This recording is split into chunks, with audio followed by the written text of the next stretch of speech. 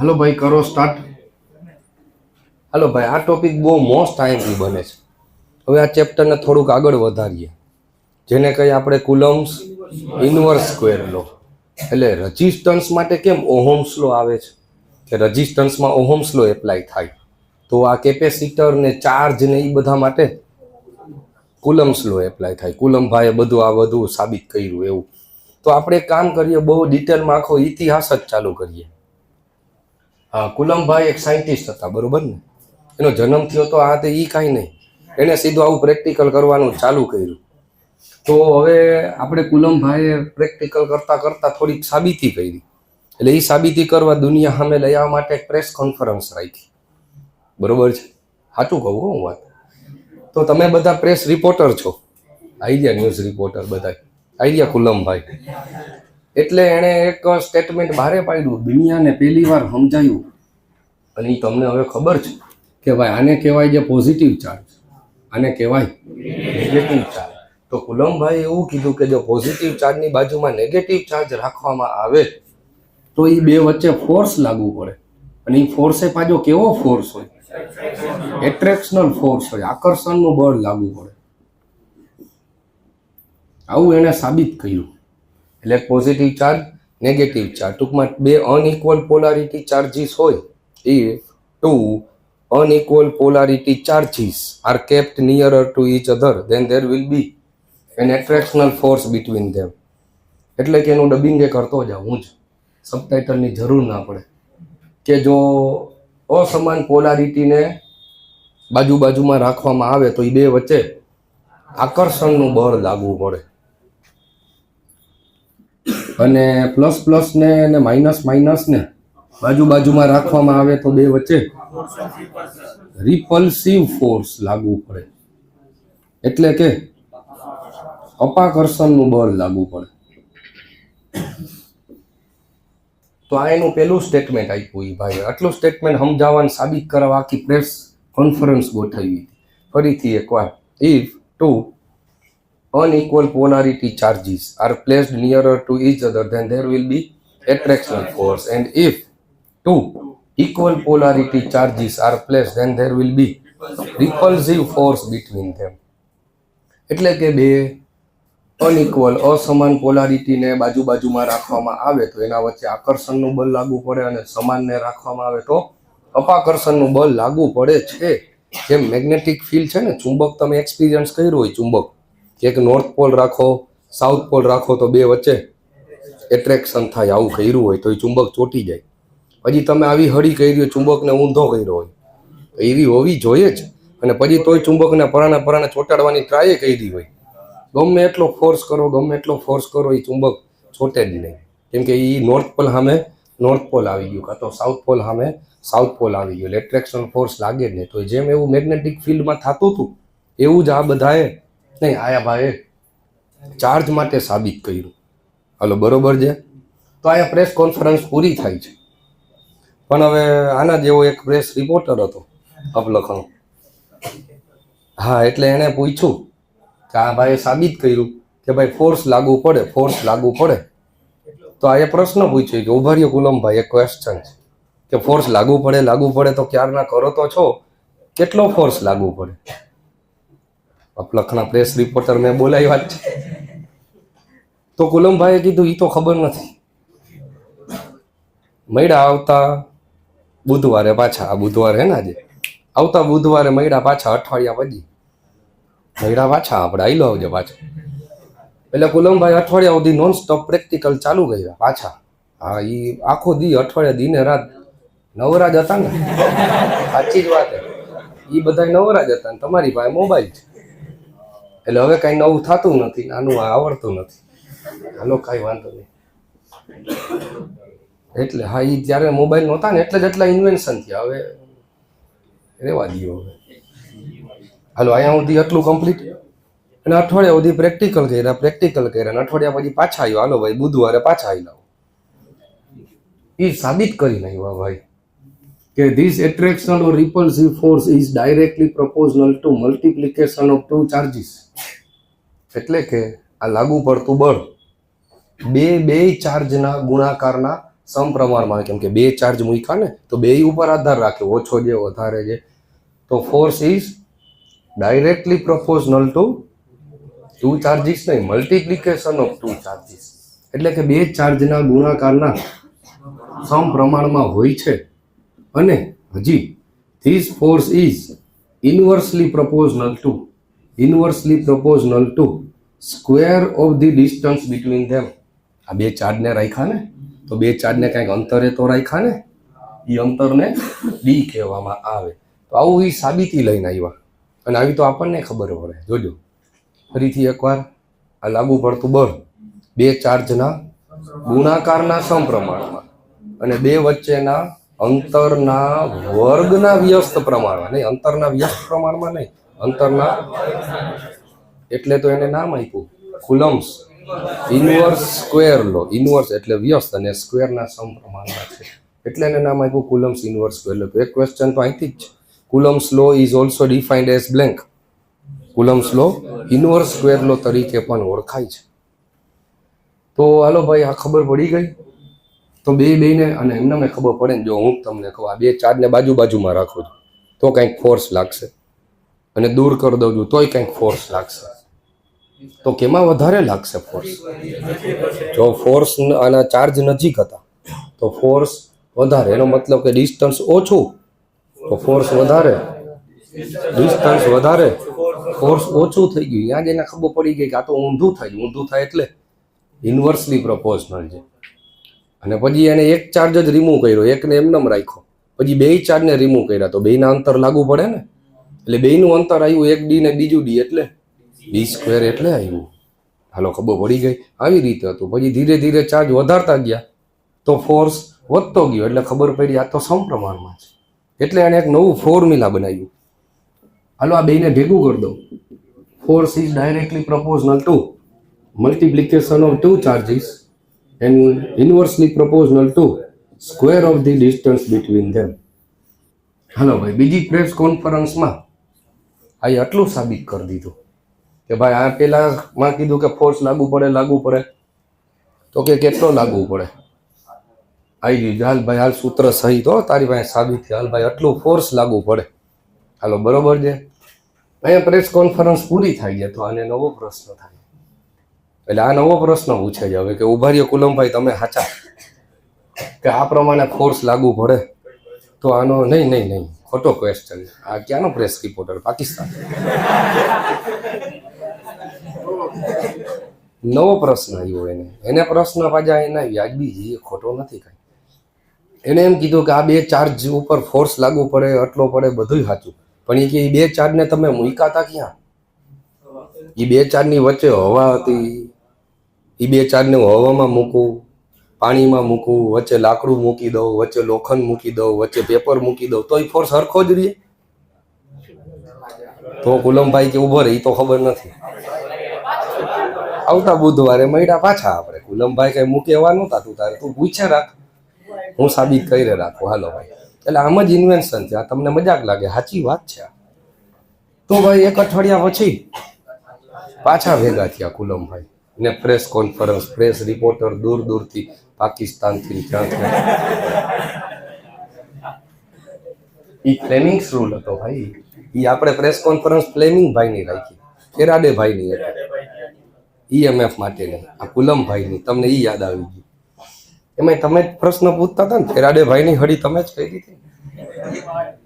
હા, બધાની હળી કરે ને આપણે જો ભણવું પડે જ એટલું બધું. હવે તો એને નવા પ્રેક્ટિકલ ચાલુ કર્યા. ઓલા પ્રશ્ન પૂછ્યા એમ જ, વચ્ચે લાકડું રાખ્યું ને હવા રાખ્યું ને પેપર રાખ્યું, વચ્ચે ડાઇલેક્ટ્રિક મટીરિયલ હોય ને. અરે આમ જ કેપેસિટર બન્યું. આ ભાઈ જ કેપેસિટર બનાવ્યું. કેપેસિટરમાં હોય શું તો કે બે પેરેલલ પ્લેટ, એ આઈડિયા, એ બે ચાર્જ તરીકે કામ કરે અને વચ્ચે ડાઇલેક્ટ્રિક મટીરિયલ જ હોવું જોઈએ. લોખંડ ના હાલે, સમજી ગયા ને? આ ડાઇલેક્ટ્રિક મટીરિયલ. તો ભાઈ એક અઠવાડિયા પછી પાછા ભેગા થાય છે. એક અઠવાડિયા પછી એને પાછું સાબિત કર્યું કે ભાઈ આ સાચા છે. જેમ બે ચાર્જની વચ્ચેનું મટીરિયલ એટલે કે મીડિયમ એટલે કે માધ્યમ બદલતું જાય છે તો આ ફોર્સ બદલતો જાય છે. તો આને ખબર પડી કે લાગુ પડતું ફોર્સ અને વચ્ચેના ડાઇલેક્ટ્રિક મટીરિયલ ઉપર આધાર રાખે. કે વચ્ચે મટીરિયલ ક્યુ છે. જેમ આપણે ઓલા રેઝિસ્ટન્સમાં સાબિત કર્યું ને R equals to rho L by A, એમાં રો શું દર્શાવે? રજિસ્ટિવિટી શું બતાવે? મટીરિયલ ક્યુ છે. એ પ્રમાણે રેઝિસ્ટન્સ હોય, કોપર જે કે એલ્યુમિનિયમ. તો આમાં એમ જ થયું કે જે ફોર્સ લાગુ પડે છે એ ફોર્સ એ મીડિયમ માધ્યમ ઉપર આધાર રાખે છે. પણ હવે મીડિયમ ક્યુ છે એ તો શેનાથી દર્શાવાય? પરમિટિવિટીથી બતાવાય. એ તો આપણને ખબર છે ને, હમણાં જ કહ્યું, પરમિટિવિટી એપ્સિલોનથી બતાવાય. એટલે ત્રીજા અઠવાડિયે પાછા ભેગા કે જો ભાઈ હાલ સાબિત થાય કે જો ભાઈ આનું આ સૂત્ર હતું ને એને હું આગળ વધારવા જાઉં છું. Force is directly proportional two, એટલે ફોર્મ્યુલા ખબર પડી ગઈ, Q1 Q2 D સ્ક્વેર, એનું જ લખ્યું હજી. પણ હવે આપણને આવી ખબર છે કે સમપ્રમાણની નિશાની દૂર થાય, પ્રોપોર્શનાલિટી કોન્સ્ટન્ટ, એક પ્રોપોર્શનાલિટી કોન્સ્ટન્ટ આવે, એક અચળાંક k થી દર્શાવાય. આવું હવે બહુ આવશે, બધી થિયરીમાં આવી જ ગયું હોય બધાય કે સમપ્રમાણની નિશાની દૂર થાય એટલે કોન્સ્ટન્ટ k આવે. આ ત્રણ વસ્તુ વેરિયેબલ છે, આ બદલતી હોય, પણ એ k કોન્સ્ટન્ટ અચળ વેલ્યુ ઈ ના બદલાય. તો એને નવું સૂત્ર બનાવ્યું કે F equals to k into Q1 into Q2 upon D square. આવો નવું ફોર્મ્યુલા આવી ગયું. તો એમાં k એટલે શું છે? કોન્સ્ટન્ટ. એ કોન્સ્ટન્ટને પણ એ નામ આપીને આવ્યા કે એને હવે કહેશી આપણે ડાય ઇલેક્ટ્રિક કોન્સ્ટન્ટ. આટલું બધું હું તમને હું કામ શીખવાડું? જોજો આના ઉપરથી MCQ બહુ મસ્ત બને. એ તો આખી થિયરી શીખવાડી દીધી તમને, એટલે યાદ જ રહી જાય એના. કે એટલે ડાય ઇલેક્ટ્રિક કોન્સ્ટન્ટ. તો હવે એનો મતલબ કે આ ફોર્સ ચાર્જ ઉપર આધાર રાખે છે, ડિસ્ટન્સ ઉપર આધાર રાખે છે, અને વચ્ચે કે એટલે ડાઇલેક્ટ્રિક કોન્સ્ટન્ટ ઉપર આધાર રાખે કે વચ્ચે મટીરિયલ ક્યુ છે, આ બે ચાર્જની વચ્ચે અહીંયા સ્પેસ અવાજ કે હું. પણ તો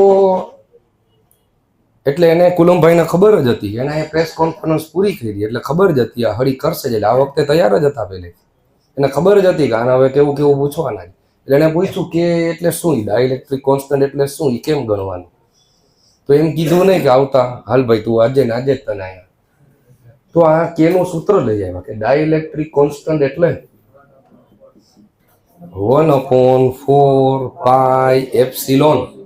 એપ્સિલોન એટલે પરમિટિવિટી, એપ્સિલોન એટલે પરમિટિવિટી, એપ્સિલોન એટલે પરમિટિવિટી. એના પાછા બે ભાગ પડે છે, એના બે ભાગ પડે છે, એપ્સિલોન નોટ, એપ્સિલોન આર. આ નોટ અથવા જીરો, બહારના બધા નોટ કે આપણા ઇન્ડિયા વાળા જીરો કે, બહારના બધા નોટ કે, કેમ કે બહુ મોટી નોટ હોય એટલે આને આપણે એપ્સિલોન જીરો કહીએ. હાલો, એપ્સિલોન જીરો, એપ્સિલોન આર. હવે આ વળી નવું શું આવ્યું? એપ્સિલોન જીરો એટલે એને કહેવાશે એબ્સોલ્યુટ પરમિટિવિટી. કેવી પરમિટિવિટી? એબ્સોલ્યુટ. અને એપ્સિલોન આર એટલે રિલેટિવ પરમિટિવિટી. રિલેટિવ આવું ક્યાંક આવેલું છે, એબ્સોલ્યુટ ને રિલેટિવ ને પેલા ચેપ્ટરમાં એરરની અંદર. એબ્સોલ્યુટ એટલે કોન્સ્ટન્ટ હોય, કોઈની સાપેક્ષ, એને યાદ છે ને, એકલો જ હોશિયાર છે એમ. અને રિલેટિવ એકબીજાની સાપેક્ષે કેટલો હોશિયાર છે એમ કમ્પેર કર્યું હતું આપણે એ જમાનામાં. એબ્સોલ્યુટ પરમિટિવિટી, રિલેટિવ પરમિટિવિટી, એ આ કોન્સ્ટન્ટ જ હોય, પણ રિલેટિવ બદલતી જાય. રિલેટિવ પરમિટિવિટી હંમેશા 1 લેવામાં આવે, હવાની સાપેક્ષ. હવાથી જ બધી સાબિતી ચાલુ થાય. આવું હજી એક ચેપ્ટર આવશે, એટલે જેમ જેમ ટોપિક આગળ વધશે બધું સમજાતું જશે. એપ્સિલોન નોટ એટલે એબ્સોલ્યુટ, એની પણ એક વેલ્યુ છે, એની એક કિંમત છે, જે વળી પાછું યાદ રાખવાનું આવે છે.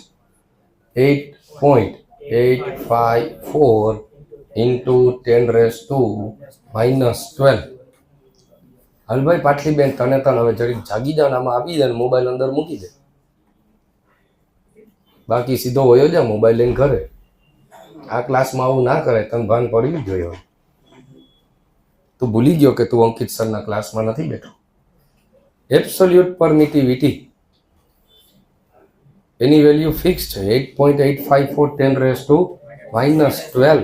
પણ હવે ત્રીજો આવો આંકડો આવ્યો, કેટલાક યાદ રાખશો જોજો. એટલે મેં તમને કીધું આમાં જ આવ્યું, એક ઇલેક્ટ્રોનનો ચાર્જ કેટલો હોય, પછી એક કુલમ એટલે કેટલા ઇલેક્ટ્રોન થાય. હવે વળી નવું absolute permittivity 8.854 into 10 raised to -12 થાય. તો ફૂલ એન્ડ ફાઇનલ આ બધું કે ની વેલ્યુ આમાં મૂકી દઉં હું તો એક સૂત્ર બને છે. જોજો હવે કે કાઢી નાખું ને, કે કાઢીને શું લગાડી દઉં 1/4 પાઈ એપ્સિલોન લગાવી દઉં તો એક બહુ મોટું ફોર્મ્યુલા બને છે છેલ્લે ફાઇનલી. શું ફોર્મ્યુલા બને છે?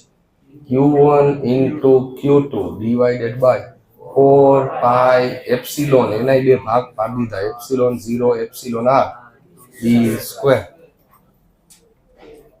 હાલો ધીરે ધીરે પ્રેસ કોન્ફરન્સ મોટી થતી જાય છે.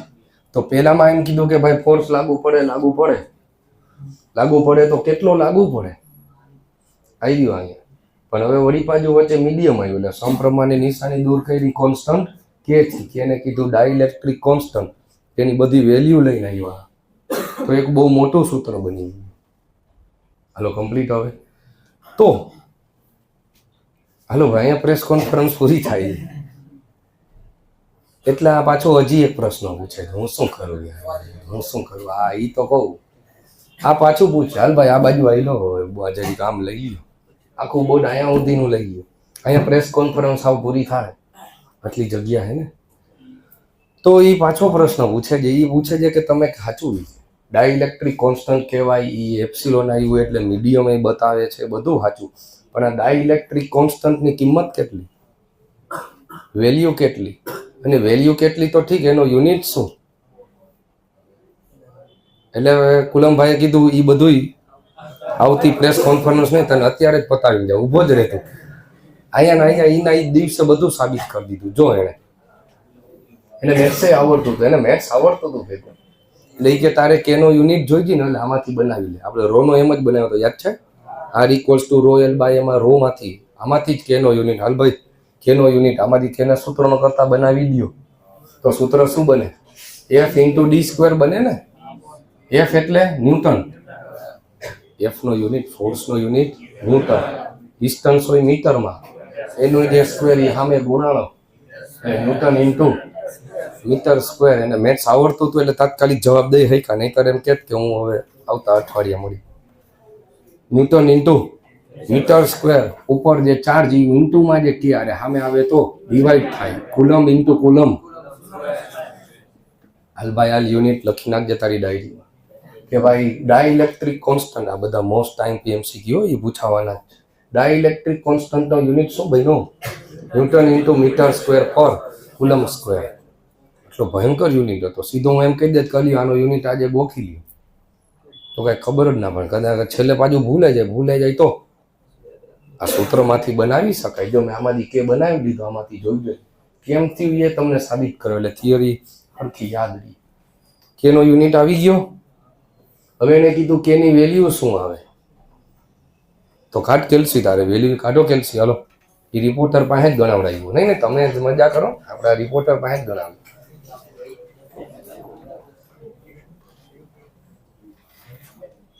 વેલ્યુ જોઈ ને તારે. હાલ ગણા તૈયારી કરીને જ આ વખતે આવ્યા હતા. આ વખતે તારી બોલતી બંધ જ કરી આવી રહ્યું કે એની વેલ્યુ જોતી હોય તો આમાં મૂકવા માંડો. બધું શું મૂકશો? 1// કેલ્સીમાં બ્રેકેટમાં 4 મૂકો, પાઈ મૂકો, એપ્સિલોન નોટની વેલ્યુ મૂકો. અરે બીજા રિપોર્ટરો ગણે જો એમ તો ગણો. અને એપ્સિલોન r તો 1 જ હોય ને. અને કરો ઇક્વલ ટુ 8.99. અરે કુલમભાઈ બધું ગોતીને જ આવ્યો.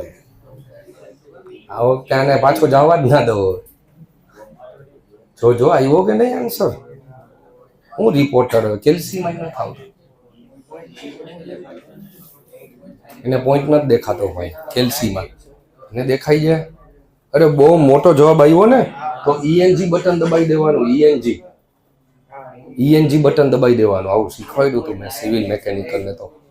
તો આન્સર એને આપ્યો 8.99. હવે 8.99 એટલે એ 9 કહેવાય, યાદ રાખવામાં સહેલું રહે. અને ઇન્ટુમાં દેખાય છે 10⁹ કે ની વેલ્યુ પણ આવી ગઈ ને યુનિટ આવી ગયું કે 9 × 10⁹ છે. તો પછી જો ભાઈ અહીંયાથી કે કાઢી દઉં ને તો છેલ્લામાં છેલ્લું સૂત્ર આવું બનાવી શકાય ને કે આ કે કાઢી નાખું તો સૂત્ર શું બન્યું 9 × 10⁹ Q1 Q2 D². હાલો કમ્પ્લીટ. હવે પ્રેસ કોન્ફરન્સ સીધો ઘર ભેગો જ થાય છે. હાલો અહીંયા આપણી આ થિયરી આખી પૂરી થાય છે. હાલો તો કુલમ્સ લો હવે ખબર પડી ગઈ. ફરીથી એકવાર ઝડપથી રિવાઇઝ કે પહેલા સ્ટેટમેન્ટમાં એમ કીધું અનઇક્વલ પોલારિટી હોય તો એટ્રેક્શન ફોર્સ, સેમ પોલારિટી હોય તો રિપલ્શન ફોર્સ લાગુ પડે. કેટલું લાગુ પડે? તો directly proportional to multiplication of charge, inversely proportional to square of the distance. અને અમુક બુકમાં કે એમસીક્યુમાં કદાચ એ ડિસ્ટન્સને આર થી પણ દર્શાવવામાં આવે તો આર સ્ક્વેરે લખ્યો હોય તો મૂંઝાતા નહીં કે તમે તો ડિસ્ટન્સ ભણાવ્યું, આ તો આર આપ્યું. એ સાચા જ. આર એટલે રેડિયસ. કેમ કે જો સમજાવું, અહીંયા ચાર્જ મૂક્યો અને મેં બીજો ચાર્જ અહીંયા મૂક્યો તો બે વચ્ચેનું ડિસ્ટન્સ દેખાણું. પણ એ ચાર્જ આમ જ થોડો મૂકે, અહીંયા મૂકી શકે ને, અહીંયા મૂકી શકે, અહીંયા મૂકી શકે. એમ કરતાં કરતાં જો બધે મૂકીએ તો મને તો એક સર્કલ દેખાણું, એની રેડિયસ થઈ ગઈ. એટલે એ ડિસ્ટન્સ કયો તો આમ અને આમ આખું ફેરવું તો રેડિયસ. એટલે આરથી એ દર્શાવાય. એ સાચું છે. તો ફોર્સનું સૂત્ર સાબિત થયું. પછી ખબર પડી કે મીડિયમ ઉપર આધાર રાખે. તો એમાં એક ડાઇલેક્ટ્રિક કોન્સ્ટન્ટ લઈ આવ્યા કે તો કે વિશે તો આપણે પીએચડી કરી નાખી. કે એનો ફોર્મ્યુલા લઈ આવ્યા ને એની વેલ્યુ લઈ આવ્યા ને એનો યુનિટ લઈ આવ્યા અને છેલ્લે બધું મૂકીએ તો ફોર્સનું એક સૂત્ર સાબિત થયું. હલો આવી રીતે અહીંયા કુલમ્સ લો આખો પૂરો થાય છે. મોસ્ટ આઈએમપી છે. Okay done. અને સ્ટોપ કરી દઈએ.